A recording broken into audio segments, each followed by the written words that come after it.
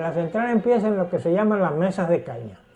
En las mesas de caña es donde se pone la caña que viene a la central, que puede venir en varias formas. Puede venir en camiones, o puede venir en tren, o puede venir al granel, lo que llaman al granel, con unos camiones de tumba que la echan directamente en el conductor de caña.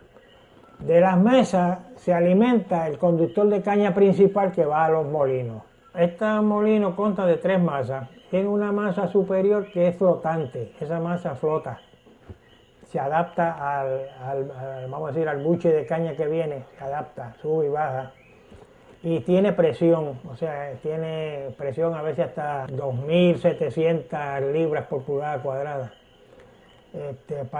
Porque eso lo que hace es exprimir la caña. El último molino descarga a un conductor de bagazo, que es el que lleva el conductor a las calderas. Como el bagazo sirve de combustible. Entonces ese jugo pasa de los molinos, se pesa para tú saber la cantidad, y pasa a lo que se llama los evaporadores.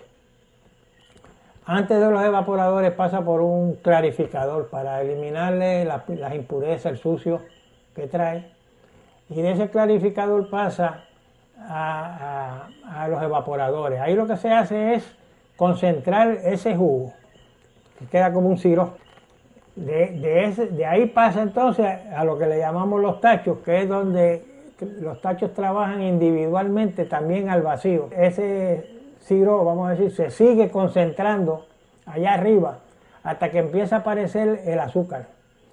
Y entonces ahí hay una reacción química, porque eso le alimentan granos de azúcar que tienen en otra vasija. Le añaden el grano para que entonces haya lo que se llama una cristalización rápida. Y el tacho produce ese cristal. Como dije, este señor que tiene experiencia tiene unas sondas que mete, él saca, mira, si el grano está, pues entonces él tumba el tacho, o sea, le quita el vacío y lo tira esa masa abajo.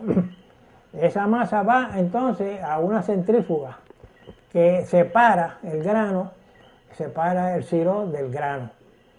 Y entonces ese grano es el azúcar, que en este caso es azúcar negra, porque no es ¿cómo se llama? Esto tiene que ir después para hacerse azúcar blanca a una refinería.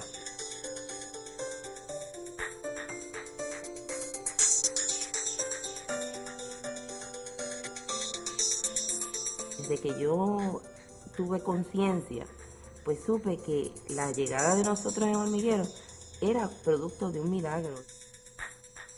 Pidieron a la familia que rezaran para que nosotros pudiéramos regresar a Puerto Rico.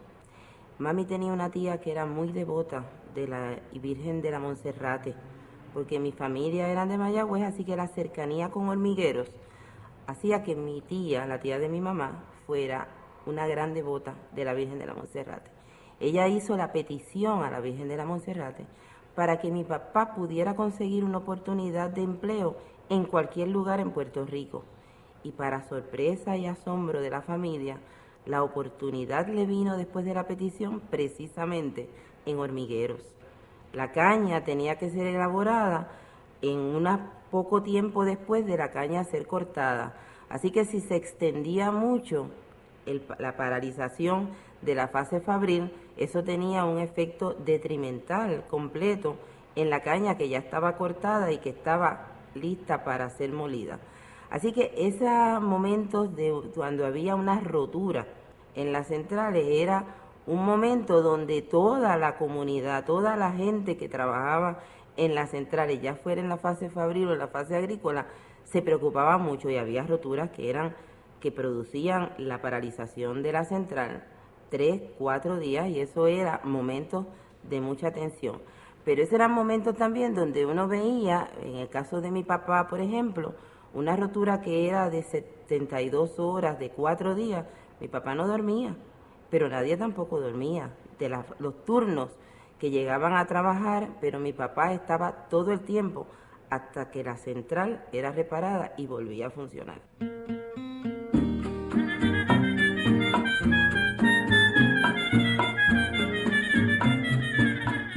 Pero entre zafra y zafra estos hombres y mujeres jugaron, haciéndose parte de aquel paisaje y de aquellas costumbres de una vida cotidiana, marcada por la distancia y la siembra, la molienda y la fábrica.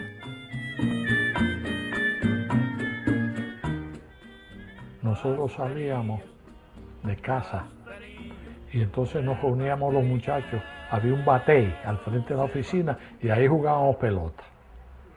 O cuando no, nos íbamos para la playa, a la orilla del mar, allí en el Salistral, ahí jugábamos pelota.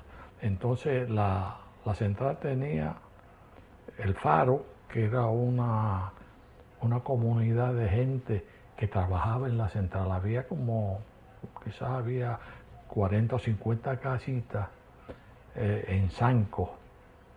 Y ahí vivía esa gente, y todavía existe eso. Y esa gente que vive ahí todavía la tiene. Brother era el hijo del dueño. Él era muy cariñoso con mamá. Él venía a casa. Y entonces venía a casa, hablaba con mamá un rato y después nos íbamos a pasear porque él tenía carro, yo no tenía carro. Y entonces íbamos a Yauco, tenía unas amigas en Yauco, las visitábamos. Entonces íbamos a Ponce, íbamos a Adjuntas, había un amigo de él que vivía en Adjuntas, no me acuerdo el nombre ahora, y después regresamos a la playa de Guayanilla. Entonces en la playa de Guayanilla él tenía una lanchita, y en esa lanchita nos íbamos a pescar, o nos íbamos a pasear, a coger con la tabla esa, tiramos una tabla y jalamos y caminamos en la tabla esa. Como en aquella época no era fácil conseguir pelotas, guantes y bates, nosotros los preparábamos nosotros mismos.